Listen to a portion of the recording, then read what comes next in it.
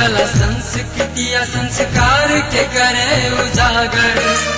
देश विदेशक समाचार सब घर घर में पहुँचावे। सुनू यही ना झूमू अपन रेडियो अपन तार। सुनू यही ना झूमू अपन रेडियो अपन तार। Janaki FM 106 megahertz.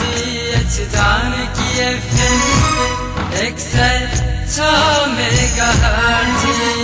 Janaki FM 106 megahertz.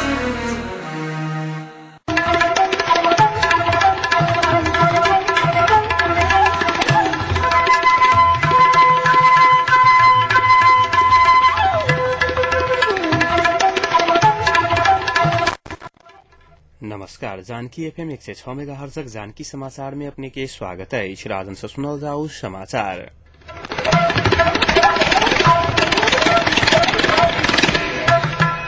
एखनु का मुख्य समाचार।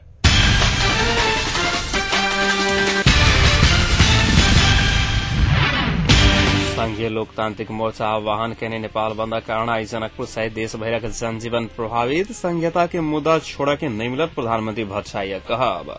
महिला के नेतृत्व में सरकार गठन है एमाले के उपाध्यक्ष भण्डारी के दावी। मोहतरी के रामगोपालपुर में उप प्रधान तथा गृह मंत्री के पुतला दहन। अब मोहतरी से 7,000 विद्यार्थी एसआरसी में है सहभागी।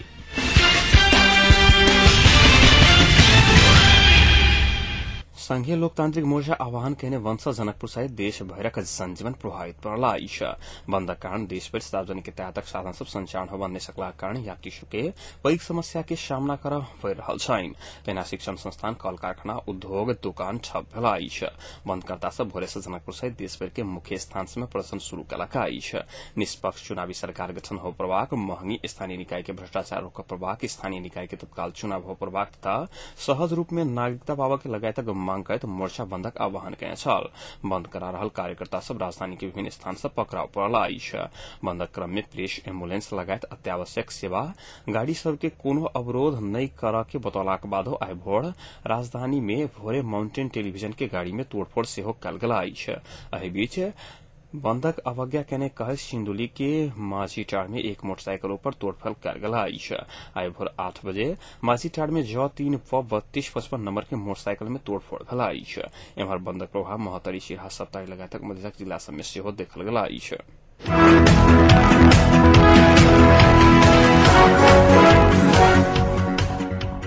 प्रधानमंत्री डाक्टर बाबूराम भट्टराई नेपालका आदिवासी जनजाति सब जातीय पहचान से तक संहिता के मुद्दा कोनो भी हालत में छोड़ा के नहीं मिलत बतौने छलखिन। मनाङ जिला परिषदक उद्घाटन करत प्रधानमंत्री भट्टराई अग्रगामी परिवर्तन के विरोधी सबसे संविधान सभा के विघटन आ दूसर संविधान सभा के निर्वाचन होबा नेतवा के षड्यंत्र में लागल आरोप लगाए छलखिन। अपने अर्थमंत्री रहल समय 4 वर्ष पहिने निर्माणाधीन सड़क निरीक्षण में आयल बतौत भट्टराई सड़क से स्थानीय बासी सबके रोजगार में नकारात्मक असर पड़ला कारण समेत पर्यटन विकासक लेल वैकल्पिक पैदल मार्ग के विकास कयल जात बतौने छलखिन। अपन कार्यकाल के मनाङ जीविस के परिषद एहि वर्षक पहिल आ अंतिम हैत भट्टराई के कहब छलैन। जिला विकास समिति मनाङ के जिला परिषद में परिषदक अध्यक्ष एवं जिला विकास समिति मनाङ के स्थानीय विकास अधिकारी प्रेमराज गिरी विषयगत समिति सब निर्णय का पेश कला करने आगामी आर्थिक वर्ष 2070-71 के लेल कार्यपत्र आ कार्यक्रम खर्च तरफ करीब 25 करोड़ 86 लाख से बेसी आ चालू खर्च देश 18 करोड़ 57 लाख से बेसी रकम के मांग कयल गेला।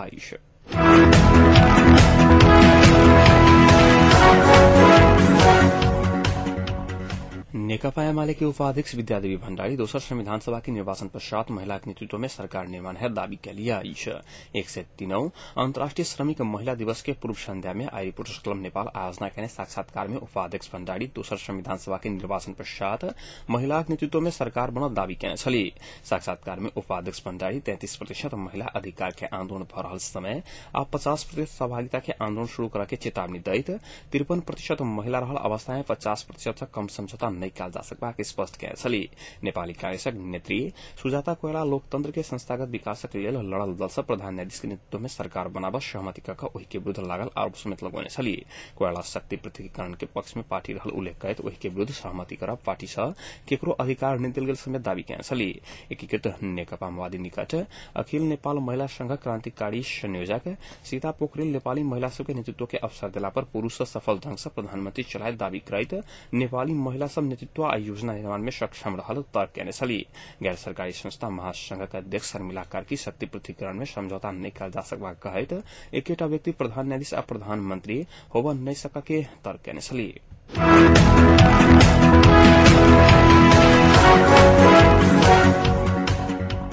संघीय लोकतांत्रिक मोर्चा आह्वान केने बंदक प्रभाव आइ भोरे से महतरी विभिन्न स्थान समेत देखल गेलाक बाद दोपहर 4 बजे से बंद खुजलाक बाद जनजीवन सामान्य बनल अछि। संघीय लोकतांत्रिक मोर्चा आइ केने बंदक क्रम में महतरी ग्राम गोपालपुर में उप प्रधान तथा गृह मंत्री विजय कुमार गच्छेदार के पुतला दहन कयल गेल अछि। मधेसी जांचकार फोरम नेपालक जिला सदस्य राजनारायण यादव, राष्ट्रीय मधेश समाजवादी पार्टी के शिवजी सिंह, रामबाबू सिंह लगायतक जिला स्तरीय नेता सबक नेतृत्व में मोर्चा कार्यकर्ता सब गच्छेदारक पुतला दहन केने छल। एहि बीच संघीय लोकतांत्रिक मोर्चा केने बंदक कारण मोहतरी के जनजीवन प्रभावित भेल छल। बंदकर्ता सब मोहतरी के प्रमुख व्यापारिक केन्द्र जलेश्वर बाजार, रामगोपालपुर, गौशाला बाजार, बर्दीवास लगायतक स्थान समेत जमा भऽ कऽ प्रदर्शन करा के संगे चौक चौक में टायर बारी कऽ सड़क अवरोध केने छल।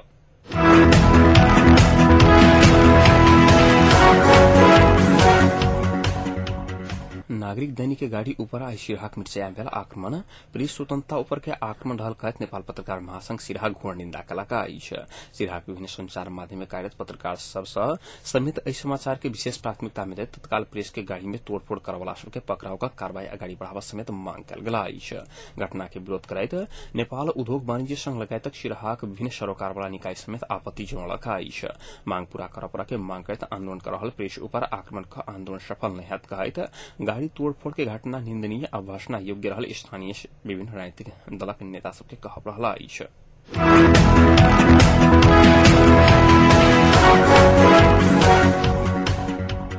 चैत 1 गते से संचालन होवला एहि वर्षक एसएलसी परीक्षा में एहि बेर महतरी से 7001 गोटे परीक्षार्थी सहभागी हैत।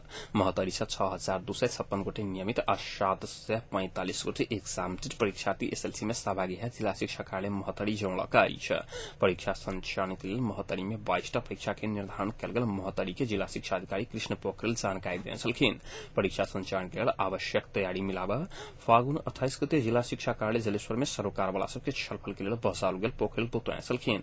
एहि वर्ष महतरी में होम सेंटर नहीं राखल गेल त एग्जामिनेड आ रेगुलर परीक्षार्थी के संगे परीक्षा देवा के व्यवस्था मिलाओल गेल शिक्षा अधिकारी पोखरेल जानकारी देने छलखिन। आई संस्था में 22टा परीक्षा केन्द्र के कंधा अध्यक्ष तहत बताओल गेल अछि।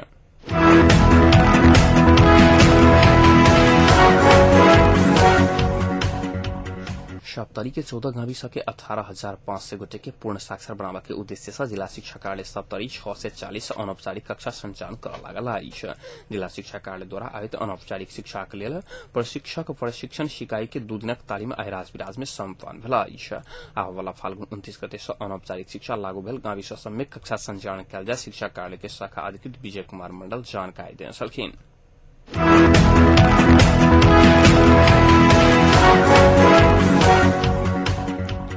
धनुषा 8 वर्ष का बालक अभिषेक कुमार पासवान के जान बचाव गठन कयल गेल अभिषेक बचाव अभियान अंतर्गत आयु अर्थ संकलन के क्रम जारी रहल।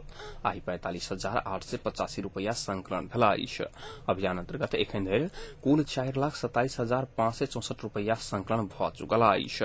बालक अभिषेक के उपचार सिविल अस्पताल काठमांडू में भ रहल अछि। धनुषा प्रको महुआ वार्ड नंबर 3 रहनिहार उपेंद्र पासवान के पुत्र अभिषेक के उपचार में 15 लाख रूपया आवश्यक रहल डॉक्टर सभक कहब रहल अछि। अभिषेक के आर्थिक सहयोग करवाला संघ संस्था या व्यक्ति Nepal bank limited city office Janakpur के खाता नंबर 8-10-19-03 से 16 में अपन इच्छा अनुसार के रकम सहयोग स्वरूप पठा सकबाक व्यवस्था मिलाओल गेल संगहि मोबाइल नंबर 980845 तथा 9844277248 में संपर्क कर सकै छी।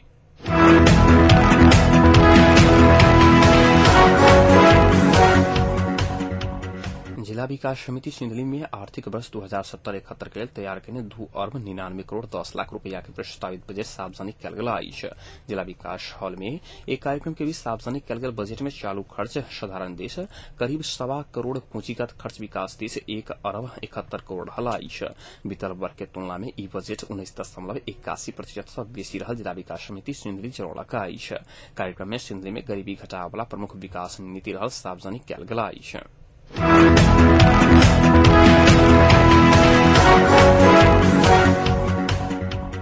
नेकपा माओवादी के सचिव नेत्र विक्रम चंद्र विप्लव मधेसी मोर्चा सहित प्रमुख 3 दल देश में फांसीवाद लाबऽ चाहि रहल आरोप लगाए छलखिन। चंद दल सब न्यायालय के बल पर देश के फांसीवाद में ल जाय चाहि रहल दावी समेत कए छलखिन।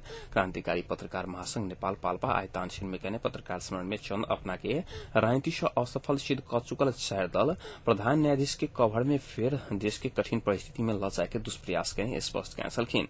मुदा अपने सब 4 दल के कोनो हालत में सफल होबऽ नहीं देव सेहो ठोकुआ कए छलखिन। नेकपा माओवादी एखन शुरू कने संघर्ष वास्तविक शांति अधिकारक लेल रहल कहै चंद राष्ट्रीय सहमति के कपड़ा लगा क 3-4 गोटे नेता जबरदस्ती प्रधान न्यायाधीश के सहमति के सरकार नेतृत्व देता अपने सब कड़ा संघर्ष करके चेतावनी समेत दे छलखिन। चंद अदालती क्रियाकलाप से प्रधान न्यायाधीश खिलराज रेग्मी सबके माने रहल कहै राजनीतिक मुद्दा में आबि क जनताक नजर में खराब नहीं बना के सुझाव दे छलखिन। चंद खिलराज रेग्मी के कवर के रूप में प्रयोग क किछु नेता सब अपन स्वार्थ पूर्ति करऽ चाहि रहला कारणे स्वच्छ छवि नहीं बिगाड़ आग्रह समेत कए छलखिन।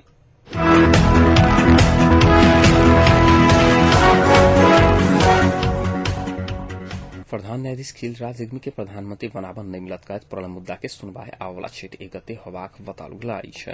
बहाल वाला प्रधान न्यायाधीश के प्रधानमंत्री बनाबा के दल सब के तैयारी में अंतरिम आदेश की मांग करत अधिवक्ता भरत जंगम दायर केने रिट पर आए भेल विशेष इजलास के सुनवाई करैत क्षेत्र 1 गते प्रधान न्यायाधीश के विरुद्ध में पड़ल दोसर मुद्दा संग राय के एक संग इजलास में पेश करा के आदेश देल गेल अछि।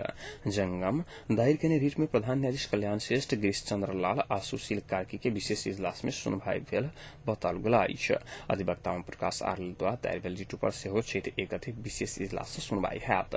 या फागुन 15 गते अधिवक्ता जंगम प्रधान न्यायाधीश रेग्मी के प्रधानमंत्री बनला पर शक्ति पृथकीकरण के सिद्धांत विपरीत हैत कहैत सर्वोच्च अदालत में रिट दायर केने छल। रिट में राष्ट्रपति कार्यालय, प्रधानमंत्री कार्यालय, एकीकृत नेकपा माओवादी अध्यक्ष प्रचंड के विपक्षी बनाओल गेल अछि। प्रधान न्यायाधीश खिलराज रेग्मी के नेतृत्व में चुनावी सरकार बनाबा के प्रमुख 4 शक्ति सहमत भेलाक बादो 31 नागरिक समाजक अगुवा, कानूनी व्यवसायी तथा एमाले कांग्रेस लगायत राजनीतिक दल सब भीतर किछु नेता सब शीर्ष तह के सहमति विरोध करैत आबि रहल अछि।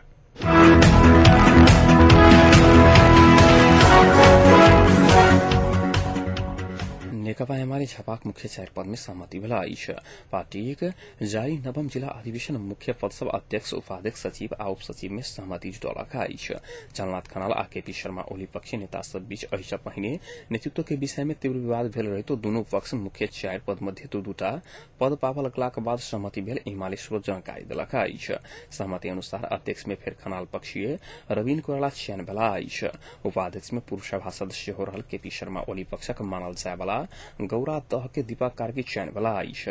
तहिना सचिव में ओली पक्षक मानल जाय वाला बुधवार के चिंतन पाठक आ उप सचिव में खनाल पक्षक भद्रपुर के चंद्रा श्रेष्ठ के चयन कयल गेल अछि। अधिवेशन से आब बाकी रहल पद सब में सहमति जुटाबा के प्रयास क रहल स्रोत जनौलक अछि।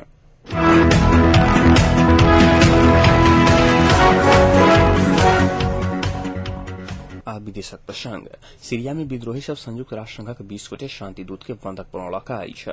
सरकार के दबाव देबा कहैत हथियारधारी सब गोलान हाइट में ओकरा सबके बंधक बनौलक अछि।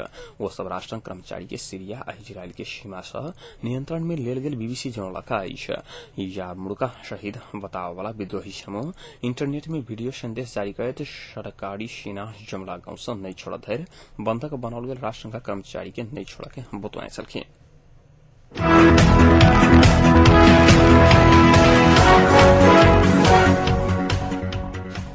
अब तापक्रम एखन सनकपुरक तापक्रम 28 डिग्री सेल्सियस रहला अछि।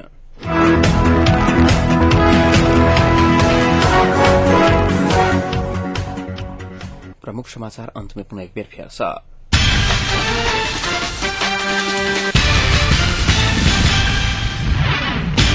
संघीय लोकतांत्रिक मोर्चा आह्वान कहने नेपाल बंद के कारण भिनसर जनकपुर लगायत देशभरका जनजीवन प्रभावित संघीयता के मुद्दा छोड़ा के नहीं मिलत प्रधानमंत्री भट्टराय कहब। महिला के नेतृत्व में सरकार गठन है एमाले उपाध्यक्ष भण्डारी के दावी। महोत्तरी के रामगोपालपुर में उप प्रधान तथा गृह मंत्री के पुतला दहन आ महोत्तरी से 7,000 विद्यार्थी एसएलसी में हाथ सहभागी।